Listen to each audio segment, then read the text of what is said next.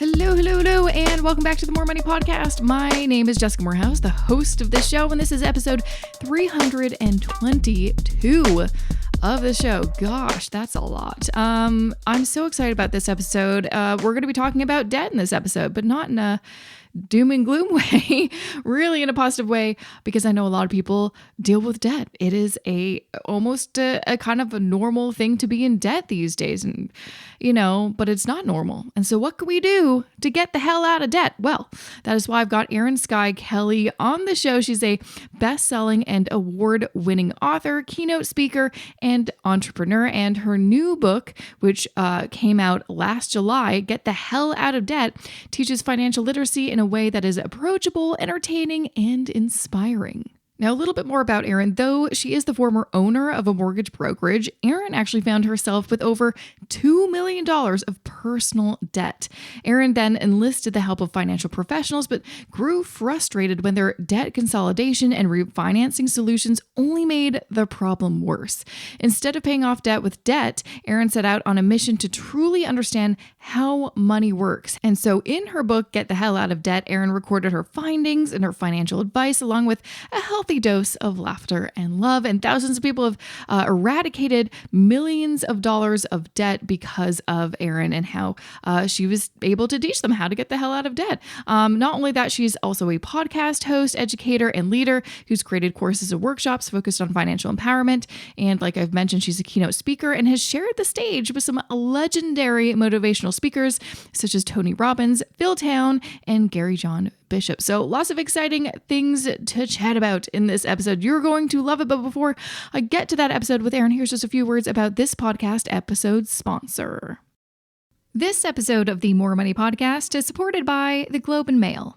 Now, you may not know this about me, but my interest in personal finance actually started all the way back in high school. You see, whenever I finished school, I'd take a bus to my part-time job at a fast food chain, and I'd always get there about 20 minutes before my shift. So to kill time, I would browse through the latest issue of the Globe and Mail. That would always be in the break room. And guess what turned out to be my favorite section? Unsurprisingly, the report on business section. Who knew that early introduction into the world of finance would eventually lead me to a career centered on financial literacy? Needless to say, I've been a loyal Globe and Mail reader ever since. And that's because even though I've been creating personal finance content for over a decade now, I am always learning something new, and I especially always want to stay on top of the latest business and investing news, market data and analysis, and honestly, I just love reading anything Globe columnist Rob Carrick writes. Want to invest in yourself and start a new morning ritual of reading the Globe and Mail like I do? Well, lucky for you, the Globe is offering listeners of the More Money Podcast a special digital subscription rate for unrestricted access to everything on globeandmail.com. Visit tgam.ca/Jessica to get started. Once again, visit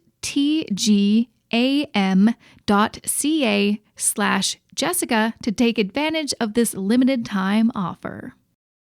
Welcome, Erin, to the More Money Podcast. I'm so excited to have you on the show. Thank you, Jessica. I'm a big fan, so this is exciting for me. Well, I am thrilled that is something that you just said to me. That's really, really cool. I'm a big fan as well. And also, hello, fellow Canadian. It's always a fun surprise to find, oh, you're Canadian too. That's always nice.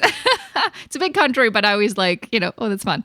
I'm thrilled to have you on the show to discuss your book, Get the Hell Out of Debt. I actually wanted to kind of start, I always like starting these episodes with getting to know the guest a little bit more. I kind of want to start with part of your book that you shared, like kind of right at the start, the intro, that I thought was so fascinating was you were sharing this really personal story about how you were in kind of a toxic work environment and how important you realized how important it was to kind of have that financial backup plan to be financially okay so you could leave an environment like that. And honestly, I've heard so many stories over the years, especially from women that have been in similar situations, so whether that's a toxic relationship or a work environment. Quite honestly, that was sort of my experience too. My last job was not a very, once you leave, you have that perspective. You're like, that was a really unhealthy environment for me to work in for all those years. And part of it, I'm like, I'm so glad that I had that financial safety net that allowed me to leave. I kind of want to start there. Can you kind of share a little bit more about that experience and how that had a big impact on you? Well, I think, that is, especially if you're a woman and you're listening. I mean, this happens to men too. So I personally don't have testicles, so I can't come at it from that perspective. But I just want women to understand, like, it is critical that you take care of yourself financially, because women typically get trapped in situations when we do have debt because it's really hard to leave. And in that particular job, I really noticed, because this gentleman was like a giant petulant toddler, and he regarded himself quite highly. Like, he thought he was a genius. But it was weird. His behaviors were so inappropriate all the time. And when somebody is like really inappropriate with you, you almost like, you look around the room, you're like, am I the only one experiencing this insanity right now? So I would look around at the other women, and the other women would make eyes with me, but then just like look away, because I realized after a amount of time, like none of us can say anything, because like either they won't be believed, or he'll make it more uncomfortable for them, and they need the money so badly that they're willing to stay in this environment. And I was like, I got to get out of here. I got to get out of here.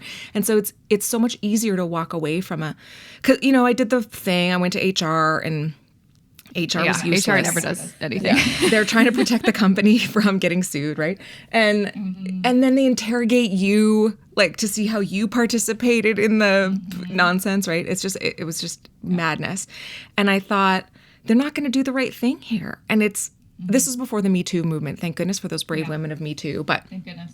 But it was like, I have to leave if I want to take care of my own mental health, but I would not be able to do this if I, because at one point I was in a whole bunch of debt, and I thought, I wouldn't be able to leave. I'd have to stay and endure this guy for years.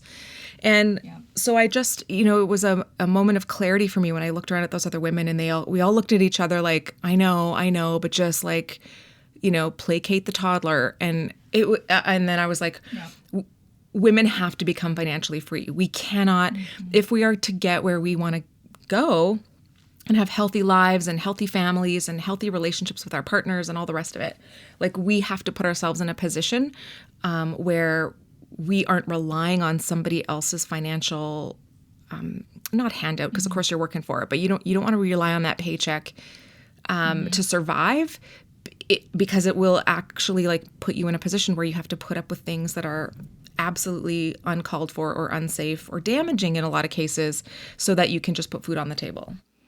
Yeah, absolutely. I mean, I've had several jobs where I was able to leave because they were unhealthy environments, and but even still, there were a couple times where I've had to leave jobs, and I'm like, I don't know if this is financially a good idea. Like, this is a bit scary. And I think sometimes, maybe, and again, I'm coming at this from a female perspective, because that's the only perspective I really have. And honestly, when I talk to other people, it's usually women sharing these stories. It's sometimes you don't realize how important it is to have that financial backup plan until something happens. So I think it's so important to, like, if you recognize that, if something were to happen, like I would, or if you've ever told yourself, oh, I would love to leave or do something else or go back to school, et cetera, but I just can't afford it because I'm living paycheck to paycheck. That should be kind of the wake up call. But I think, lots of us just get stuck into that cycle of, well, this is how it is and I can't change things. And obviously with your book, you want to change things for people. That's why you've kind of laid it all out there to give people a good, thorough guide for, okay, if you want to change things, this is what you need to do. And it's not always easy. So tell me a little bit about, like, how did this book, come about? At what phase in your life did you, really want to put all of this information together and all the kind of teachings that you've, taught other people over the years into this book? Well, I do also want to just say quickly that all of this is coming from a place of privilege, in that, like, what you and I are talking about here is, like, we do have choices, and there are people and there are demographics that just don't, simply because of the systemic issues that are at play. So we're not necessarily talking about those. Those are bigger issues than my little book can talk about. But I am talking about if you are, you're of working age, maybe you have student loan debt, credit card debt, that kind of a thing, and you're just trying to like get it all together, and you're really struggling because you're like, how am I ever getting ahead? It feels like every time I get a paycheck in my account, it disappears. And what happened for me is I thought I was doing everything right. I was buying assets, and I was, reading all the financial books, and I was, doing all the things. And I leveraged myself really high and realized one day, like, I am in really big trouble here. Like, I have a high, what we would call net worth, but I don't have cash. And Interesting. so I just, like, when, everything change, like it just takes one little variable in your life to change it. A health scare, a job loss, a divorce, pregnancy, death of a family member, caring for an elderly family member or a younger child. So that little variable can then blow up your whole financial life. And so what happened for me was that, I was on the, in that sort of spot in my life. I thought I was doing everything right. I was investing in real estate, and I was, the market was going up and up. So I thought, I'm a genius. And then everything changed, and I got really stressed, and I really realized, like, holy cow, I did not think this through. Like, I just assumed I was invincible. And I was actually lucky enough that I started at a young enough age. Like, you know what I mean? I didn't have anything to lose because I was young and dumb. Yeah. But I then, as I was going through all of this, I looked around, and there were so many other people too that would like come to me with really hushed kind of voices and be like, hey, like, I'm also struggling. Like, what are you doing?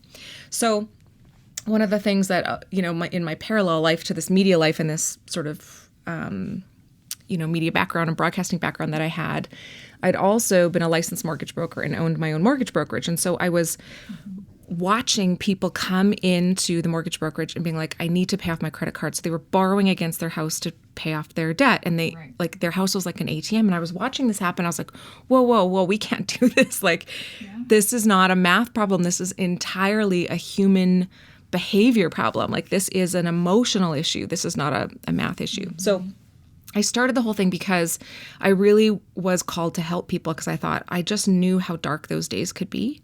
And I didn't want anybody else to feel that way. I really was trying to like sort of warn people ahead of time, like, there's danger ahead. Like, you've got to turn the ship around, like, before it gets too late. And so I just started like helping and teaching. And what was interesting is in the beginning, it was mostly people in the finance industry, Jessica. It was like, Really? And you know this because you have your, like, all your CFPs and all your things, right? Like, you work in like, and sometimes people in the industry are worse because there's a huge difference between what you know and what you practice. And what's interesting is, like, there were, people who were bankers or accountants or whatever, they were coming to me and they were like, I just keep leveraging. And I'm like, that's because what you're doing is you're selling yourself on the strategies the lenders are trying to sell you on the debt on. You're convincing yourself that that's right. You're looking at it from a math perspective and not from an emotional perspective. Like, how do I actually handle money? Math aside, what's my relationship to money?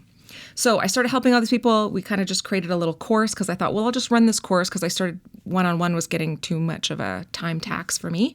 So I'd be like, oh, come on, Saturday at noon, and I'll teach you what I know. And then it was packed, and I was like, oh no.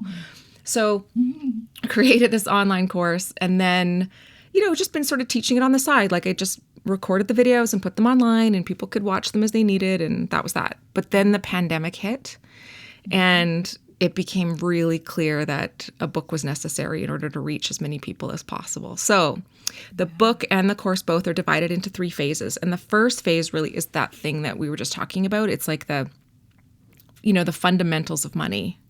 And too, from your brilliant work, that like you can know everything there is to know mathematically, and we sort of assume money is black and white, right or wrong, but there's like 50 shades of math in there that have more to do with how you relate to money and your own psychology around money. So that's what phase 1 is all about. It's really figuring out like why you're in the financial position you're in today, where you want to go, and what you are missing or what you need to learn or adapt in order to get where you want to go. Phase 2 then is that's the get the hell out of debt phase. That's where you really are paying down any consumer debt if you have it. And honestly, like right now, like at this moment in time, paying off that consumer debt is more critical than ever, because what we're seeing happen with inflation and all of the other crazy things that are happening in the economy, it's critical that you don't have consumer debt. If you, I don't know how to say that nicely. if you want to have a nice life in the next 10 years. And then phase 3 is really about wealth building. So it's taking everything that you've learned in phase 1 and 2. If you skip, some people skip right over phase 2 and they just phase 1 and then they go on to the wealth building. Because the other thing that happens is women sometimes are really great at staying out of debt, but they're not great at building wealth and they don't know what to do. Yeah, I've seen that too. I feel like a lot of the conversations I've seen over the years, especially that are targeted to women, is and this was my experience too, why I felt a little bit late to the party with the wealth building phase and just getting comfortable with investing, was a lot of the information that's targeted to women specifically is about maybe the emotional side of things, budgeting, cash flow, debt. And then that's kind of the end of the conversation. And as we've been seeing, over the past few years, I think as there's just been more maybe fintech or access or more information about investing, I think it's becoming a little more democratized and doesn't seem like as much of a boys club as it did when I first started learning about this 10 years ago, which thank goodness, because when I first started, I'm like, well, I'll learn about investing later, or I'm just not good with investing. And that is, the biggest, I think, element that's kind of missing for women to kind of get to that next level is the investing side of things. But for so long, we just were never invited to that conversation. Yeah, I know. Don't even get me started on that side of it. But it's interesting because when women invest, amazing things happen. Like when you look at the power of compounding, which women who are multitaskers particularly can understand it, because they're like, oh, I'm a really great leverager of my time. I can do 4 things in the same time it takes somebody else to do. And so when they can understand that when they can make their money do that same thing, wow, it just unleashes like amazing, investing for women. Absolutely. No, and I think like one of the things that really struck me with your whole book was really the overall message that women need to be independent and we need to take care of ourselves. And I feel like for years and years and years, and this could just like historically, women were the caretakers, but we, and then we would, if there's any room left, then we would take care of ourselves. But it's so important for us to take care. Like, I feel like that's something that I've been really embracing and just really recognizing. It's like, we need to take care of ourselves first. So then we can become better caretakers, whatever form that is. But for so long, that was never, again, the conversation. It was like, we got to take care of everybody else before us. But it's, how can we take care of anyone if we're not being taken care of? Like, how can we move the next generation forward if we're not doing this work now? Yes. And here's what's interesting is like, there have been men in the past who've been, and I'm talking specifically like heterosexual relationships, right? But there have been men in the past who've been very threatened by that idea. But what's interesting is men who are amazing partners love championing their women on to do all the things. And what happens is when a woman's taking care of herself financially and a man's taking care of himself financially, and they are working together to raise children or whatever. And this is true in all sorts of other relationships too.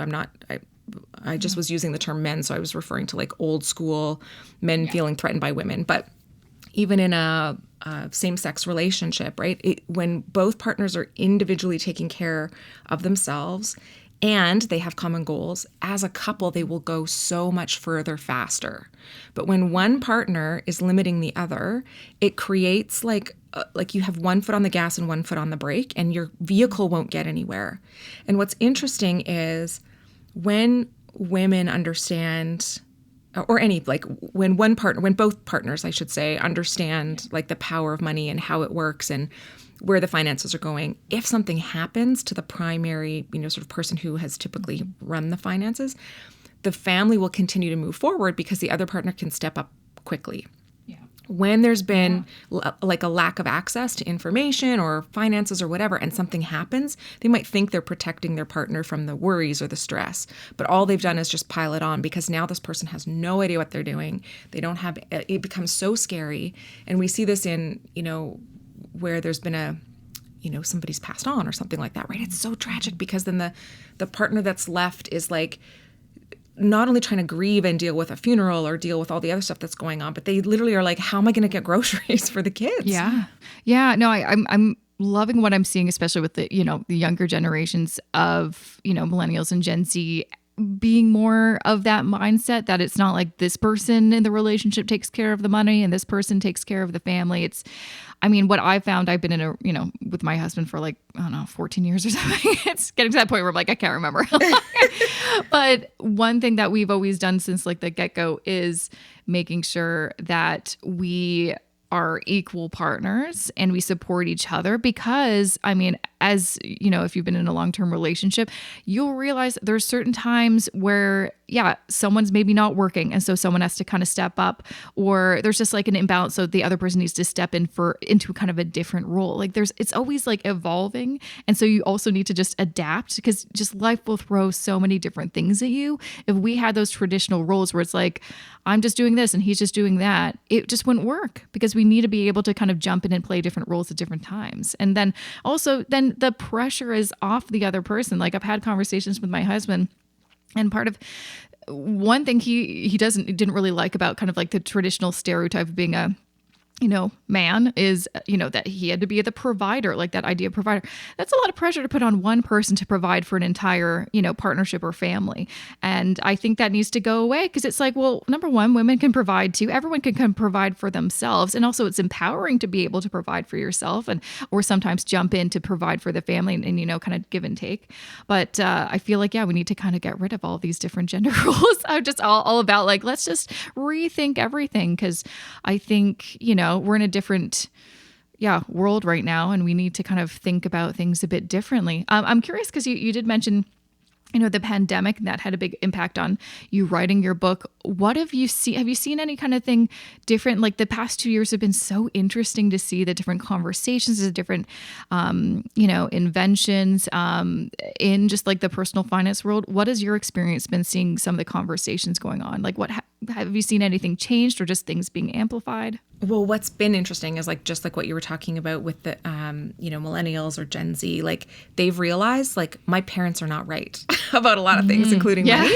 So they're really looking at things from a quality of life perspective. So there are a lot more sort of financial courses or programs or apps or things that are really helping people manage their finances, like in their own time, in their own space, like not in the boomer way that, has happened in the past. So that's been really cool. But also like the level of resourcefulness that people are bringing, because suddenly now when, everything shifted and everybody was told to stay home, or there was like this thing of like, is it worth it for me to go back to work or just take this, in Canada, the CERB payment or whatever?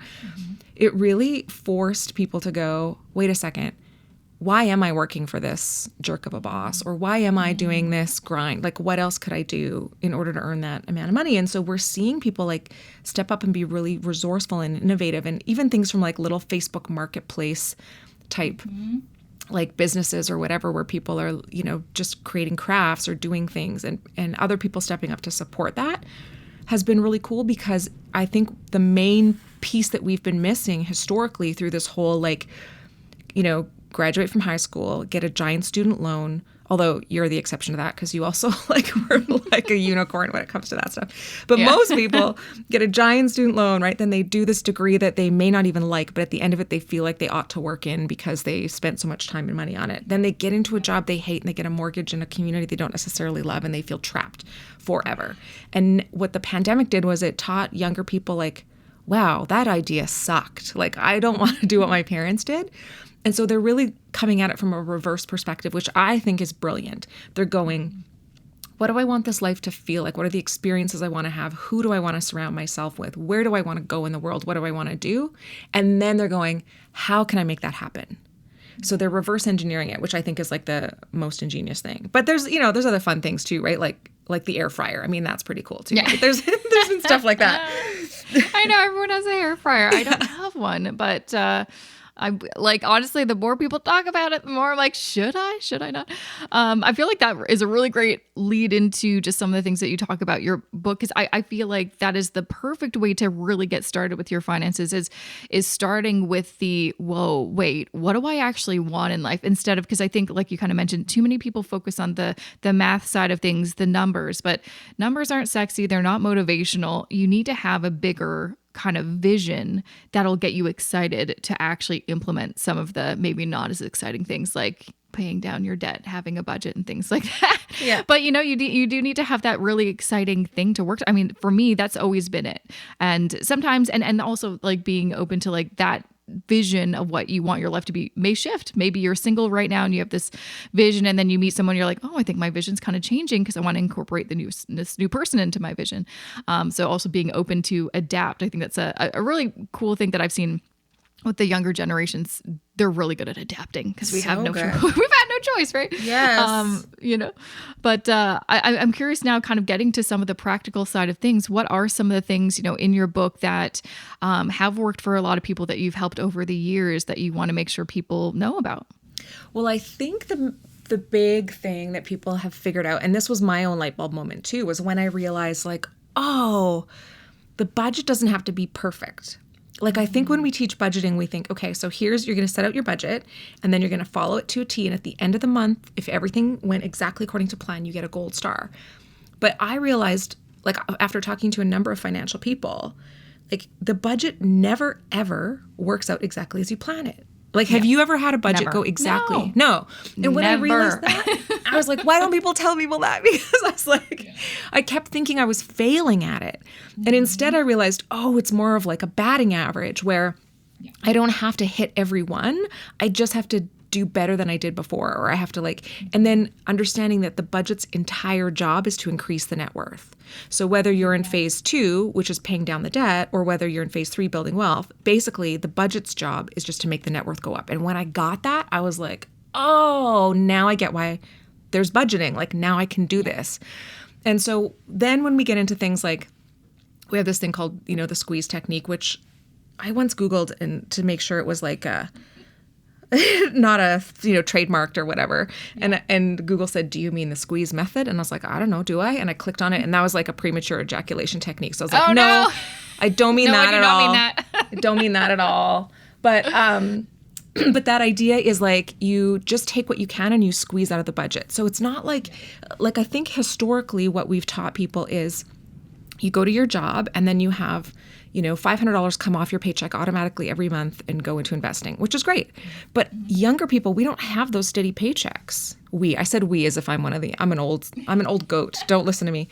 But they don't have those steady, regular paychecks anymore. Sometimes they're entrepreneurial, or they've got like a side job, or like they've got fluctuating income of some kind. And so that strategy doesn't work because some months that's your whole paycheck and you got to still live. So the squeeze technique is really about going, how much can I get out of the budget this month? Not like living, like, listen, I get a chai latte every day, come hell or high water, no matter what my financial circumstances are, right? You might have something for you that you just love, bubble tea that you're going to have no matter what. Like, have at her. I'm never going to say, take your bubble tea money and put it away, right? Like, but you got to figure out for you, in the context of each day, like you could go, oh, you know what? I'm actually not using these headphones anymore. I'm going to sell them, get $30. Boom, I'm going to put it into my investment right now. And you can do that from your phone, from the app. So just understanding even how like micro investing can really leverage wealth in the long term is like, I think the thing that most people were blown away by. It doesn't have to be a huge lump sum every month. It can just be even a little bit every day, but add it up consistently over time. It gets to be really fun, and you still get that same dopamine hit you would if you were like, in my case, like buying Lululemons. I get such a high going into Lululemon. Oh my gosh, I want to touch all the scuba hoodies. I want to like touch all the Wonder Unders. Like I'm like, but instead when I can go, oh, I'm going to take this money and I'm going to buy Lululemon stock, or I'm going to do something else with it, I get that same dopamine hit, and it's better for my long-term financial well-being. Yeah, sometimes it's about finding, a different way to get that same feeling. Like, I feel like once I finally really understood investing and realized that sometimes contributing to your TFSA, your RSP, and seeing your net worth grow over time, or even like getting that, you can kind of get that dopamine hit, seeing your debt, go down. It's the same feeling as buying something. If anything, it's a better, longer lasting feeling because it has a longer impact. Whereas honestly, like, especially I just moved into my new house, and of course I've been a little spendy because I'm like, ooh, finally I have a bigger kitchen. I can buy some of these appliances I've always wanted. Oh yeah, you got to get the KitchenAid mixer. Yeah, I did get the mixer. What color did you get? It's something I've dreamed of always. I got pink. Oh. I needed to get a really cute little pink KitchenAid mixer, something I've dreamed of since I was like in my 20s, being like, one day when I eventually have a kitchen big enough to have one, I'm going to get a really cute mixer. But it's one of those things where it's like, I was dreaming about this KitchenAid mixer for like a decade. And I'm like, finally, I can treat myself. And it's not a cheap thing, but I hope it'll last me for like my lifetime. You get it. And then that feel like it's gone. Whereas like when I contribute to my investments and see my net worth, that feeling of excitement, like, oh, just the possibilities of what this means for my future, it lasts a lot longer than buying anything. But that's just like every time I buy something, it's like, it's really that moment of anticipation, and then you get it. And then that feeling kind of dissipates pretty quickly. So trying to find something else to replace that, the buying of things. But also, like you said, I think it's so smart to also think of things in a way, whereas how can I use the things I currently have to, that aren't maybe I'm not using, how can I sell these things? Maybe, my trash is someone else's treasure. And how can I use that money to better myself? We've been doing a lot of selling some of our furniture that doesn't fit on Facebook Marketplace. That is a dopamine hit. Seeing someone else want you think that you're like, I can't wait to get rid of this thing. I know. And they come to your house and they take it. Like, it's amazing. I know. And in my mind, I'm like, I'd give away this for free, but I'm not gonna. Yeah. And that's such a cool point too. Like when sometimes people are like, gosh, I just don't have any money to invest. But like you can create money from places like Facebook Marketplace, because we've got people in the Get the Hell Out of Debt program who go online and get stuff for free, like you're talking about. And then they fix it up, or they clean it, and then they take a good photograph of it, and it just, makes it like they make a cute little background or whatever. And then they sell it for like $5, $10, $15. But they're doing this over and over and over again, and they're getting $30 a day, which invested over, 30 years of your lifetime is like 1.3 million bucks, right? So it's like, and it could be a fun hobby, like I have a friend actually who, similar to lots of people during the pandemic, she lost her job because it was in the event space, unfortunately. And so she was one of the first people to get laid off, and it was really hard for a while. It was during 2020. That was a really difficult time for so many people, and she could not find any other work. And then she got resourceful, and I think she was just like, wanted something to do, and started, kind of finding things, like either finding things, curating things, and then reselling them on Facebook Marketplace, or finding things and refurbishing them. And now, this has now been, I guess, almost 2 years since she started doing this, or maybe a year and a half or something. She still continues to do it. She has a job, but she still does this on the side because she loves doing it, and she's really good at it. And it's like, how cool is that? Like, really turning those lemons into lemonade. And then, she's discovered this whole new, hobby and kind of side business that really brings her a lot of joy, which is pretty cool to see. Well, the CRA is going to come after her now because it's a business, but good for her. That's really great. That's okay. Yeah. I think she's cool with it. Yeah, I think that's cool too. Yeah. Yeah. Yeah. No, absolutely. It's one of those things where it's like, I always find, like, especially as a millennial who experienced the recession and then this time, if you can figure out ways to, really turn those lemons into lemonade, it's just going to make you stronger. And just like these hard times are just going to make you so much more grateful for the good times. And I feel like we're getting there. We're starting to kind of climb out of it. But having a good, I think, perspective on things and mentality is really key, which I know you go into a lot of your book. Again, it's not just about the math. It's really about yourself, your feeling, and just, putting yourself first and having that positive mindset. Well, one way that you can, like, if you ever wanted to test yourself and you were like, like, how good am I at, like, the mindset piece, is we do this like $10 challenge every now and then, where we're like, okay, you take $10 and you have to turn it into 100 within however many days, 30 days or whatever. And the rules are, you can't do something you're already doing, and you can't like sell something that you already have. So you have to get really resourceful. And what it unlocks in people's brains in terms of opportunity and possibility is amazing. And when they realize how quickly they can do that, and then they realize they can lather, rinse, repeat, and potentially make money at it, it changes a lot of things. And we had a girl, a woman, her name is Alyssa, and she paid off $206,000 in the Get the Hell Out of Debt program. Like, just was highly, highly leveraged in her life. And she did it over, I think, 3 years or something like that. Very faster than a consumer proposal would have ever done. But what she did in the $10 challenge is she was like, gosh, I don't have anything. Like, I can't figure it out. I'm not crafty. I'm whatever. But she decided, okay, does anybody need any writing or editing done? And she was working in a completely different industry, but she just like felt like writing came easy to her.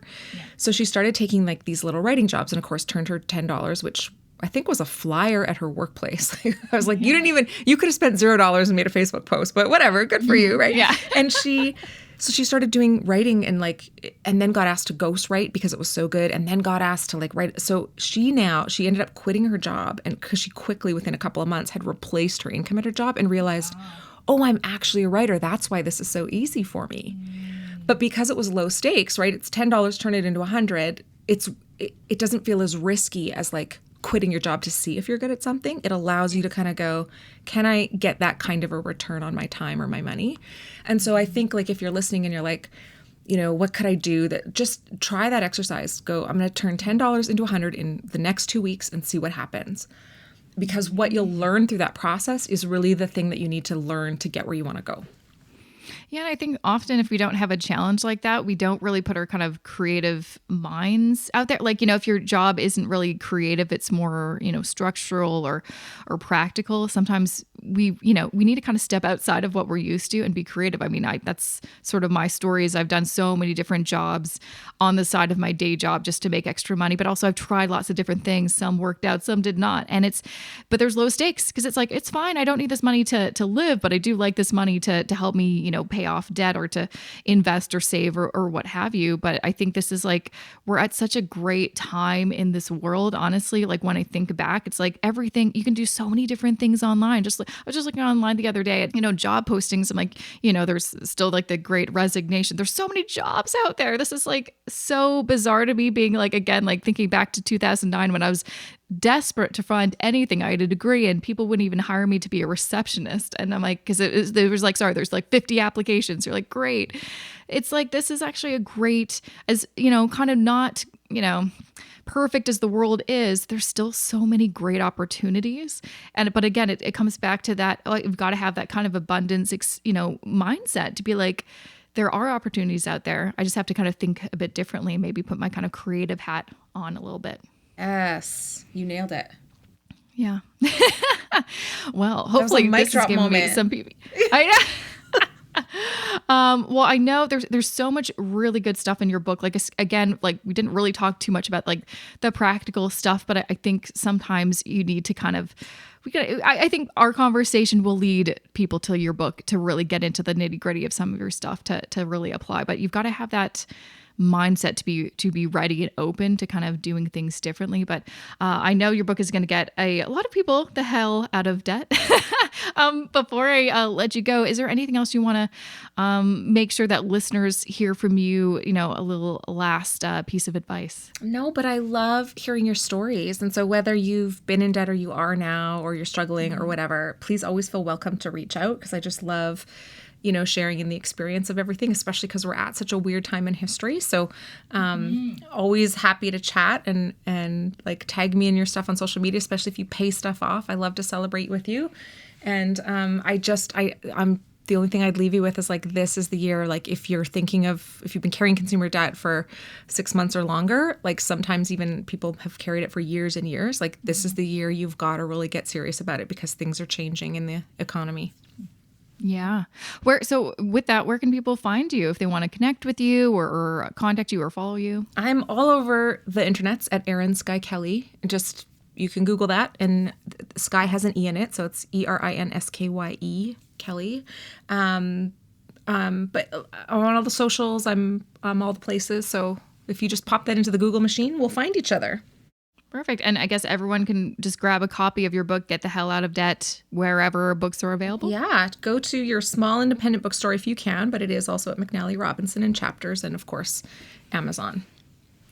Amazing. Well, thank you so much for taking the time to be on the show and chatting with me. I'm hopeful that this will kind of give some people I feel especially since we're, really at the beginning of this year, this will get people excited to do something different this year. And hopefully 1 year from now, I'll be I'm so glad I took those first steps. I agree. I really do think this is a great year for that. What's your one thing for this year, you want everybody to do? Ooh.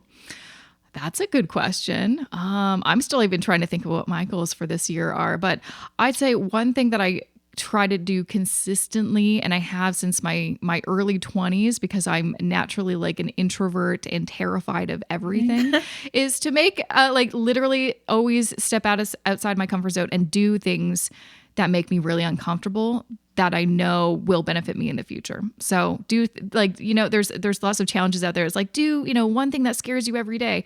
I try to do multiple things that scare me every single year. And it's terrifying, but it feels good after you've accomplished something. Yeah, or even if you fail at it, you'll learn something. Yes. Oh gosh, that's genius advice. Love it. Thank you for that. Thank you. I'm gonna carry that with me today. You've just inspired me to do something that I know I need to do and just haven't done. So good. I'm gonna take care of that today. Yeah. Oh, good. Well, thanks again for joining me on the show, Erin. It's been a pleasure having you on. Thank you. And that was episode 322 of the More Money Podcast with Erin Skye Kelly. You can find more information about her, in the show notes for this episode, jessicamorehouse.com/322 or 322. But also check out her website, erinskyekelly.com. That's spelled, ErinSkyeKelly.com. You can also, of course, follow her on the social medias. You can find her at Erin Skye Kelly on Twitter and at Get the Hell Out of Debt on Instagram. She's also on TikTok. Look at that, at Erin Skye Kelly. There you go. So lots of things to share, including I'm going to be giving away a copy of her book. And then, some updates I'd like to share with you. So don't go away. Just a few words I want to share about this podcast episode sponsor.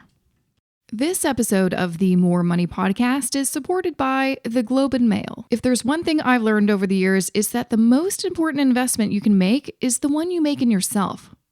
But learning about actual investments is pretty important too. That's why I've been reading the Globe and Mail for close to 2 decades now, and I've got to say, it's an investment that has always paid me dividends. The Globe is not only one of my favorite resources for business and investing news, actionable personal finance advice, and helpful tools and calculators, it is also my go-to for understanding how major economic trends and world events impact my life and my finances. From how Russian sanctions are affecting gas prices and inflation, to the impact of the Bank of Canada's rate hike on mortgages and debt. The Globe helps me understand what's happening in the world and what it means for me. Want to invest in yourself and start a new habit of reading the Globe and Mail every day like I do? Lucky for you, the Globe is offering listeners of the More Money Podcast a special subscription for unrestricted access to all of the content, tools, newsletters, and more at tgam.ca/Jessica. Once again, visit tgam.ca/Jessica to take advantage of this limited time offer. You can also learn more about how the Globe and Mail can help you become better informed by visiting globeandmail.com/betterinformed. Okay, so first and foremost, of course, the giveaway. I'm doing a big book giveaway as I do every season of this show. And I'm going to be giving away a copy of Erin's book, Get the Hell Out of Debt. And not only that, I'm giving away a ton of other books. And just as a reminder, just go to jessicamorehouse.com/contests. You can also just go to the show notes for any episode. jessicamorehouse.com/322 is the show notes for this particular episode. But if you go to the contest page, you'll find I'm giving away now a total of 8 books. That includes Destroy Your Student Loan Debt by Anthony O'Neill, Elmer's Nine and Dine by Ryan Goldsman, Money Like You Mean It by Erica Alini, My Money, My Way by Kumiko Love, Financial Adulting by Ashley Feinstein Gersley, The Revolution That Wasn't by Spencer Jacob, and The Financial Mindset Fix by Joyce Martyr. And yes, I have more episodes coming and more books that I'll be adding to this contest, but might as well just, enter for your chance to win right now, so you don't forget and you get in there and get a chance. So besides all of that, what's going on with me? What is going on with me? Quite a bit. I feel like it's like a lot of big projects that I'm slowly trying to wrap up. So as you may see, if you follow me on social media, which I highly recommend that you do, you can find all my social profiles in the footer for my website, jessicamorehouse.com, or just Google me. But I have finally gotten new images for myself. It has been almost 3 years since I've gotten new photos, headshots, and I just don't look like that girl from 2019. And also a lot of things have happened since that photo shoot in September of 2019. Gosh, the world has changed. So yeah, if you follow me on social media, you'll see I've got a new profile photo. I've got new splashy header photos, which I'm very proud of. And yes, I did design them myself because I actually really like doing that. So that just means we're one step closer closer for me to launch my brand new website and so many other things to come.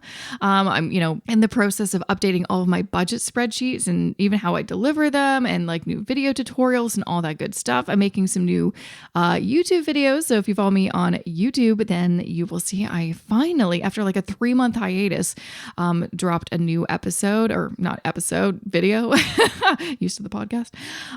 So lots of exciting things. I feel like I'm getting back into the swing of things. And of course, I'm always, kind of tweaking and working on my investing course, making it, shinier and just more comprehensive. So if you want to learn more about that, just go to jessicamorehouse.com/WBB. There is a link in the show notes for this episode, but that's where you can kind of learn what the outline is, see some testimonials from past students, and apply if it sounds like kind of up your alley. So go ahead and check that out. What else have I been working on? So many things. Some things are secret that I cannot share right now, but hopefully in the future I will be. Oh yeah, I think I probably shared this in the last episode. I can't remember. I feel like I'm just kind of rambling and just sharing things that I've already shared. But one exciting thing was I was actually able to get back up on stage and do a speaking engagement. And it was the first time, even though there was no audience, it was still virtual, but I was up on stage. It was like such a crazy cool experience that, I don't know, it was just like, oh my gosh, this is what like normal life kind of feels like, not just like tucked in my house at my computer. It was really exciting. It just got me excited for what's to come the rest of the year. Hopefully good things and hopefully some traveling and just, life. I just miss life a little bit. How about you? Yeah, me too. I feel like that's all I really got to share with you right now, but I've got, just to give you a little heads up where we're at in the podcast lineup. We've got a good 2.5 months left of this show and then summer break for all of us, which we definitely deserve. And yeah, so lots of exciting episodes to come. You're going to really, really like it. I'm very, very proud of this season. So that is it for me. Thank you to my wonderful podcast editor, Matt Rideout. Have an amazing rest of your week. Have a good, relaxing weekend. I'll see you back here next Wednesday with a fresh new episode of the More Money Podcast.